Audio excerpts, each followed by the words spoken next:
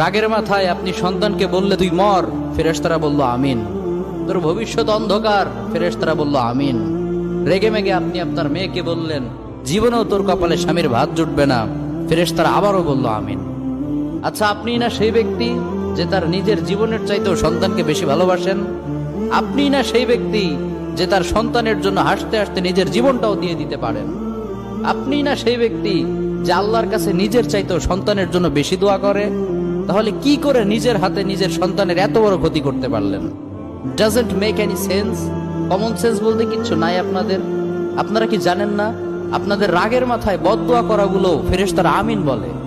দাওয়াতুল ওয়ালিদ আলা ওয়ালাদি, বাবা মা তার সন্তানের জন্য যেই দোয়া করে সেটা ভালো হোক কিংবা বদদোয়া হোক, আল্লাহ সেটাই কবুল করে নেয়। এজন্য খবরদার, নেভার কার্স ইউর চিলড্রেন। রাগের মাথায় কখনো সন্তানকে অভিশাপ করবেন না। খুব বেশি রাগ উঠে গেলে তার জন্য উল্টা ভালো দোয়া করেন। কাবা শরীফের একজন ইমাম আছে, ইমাম আল কালবানি। তার মায়ের যখন প্রচন্ড পরিমাণে রাগ উঠে যেত, সে তার ছোট্ট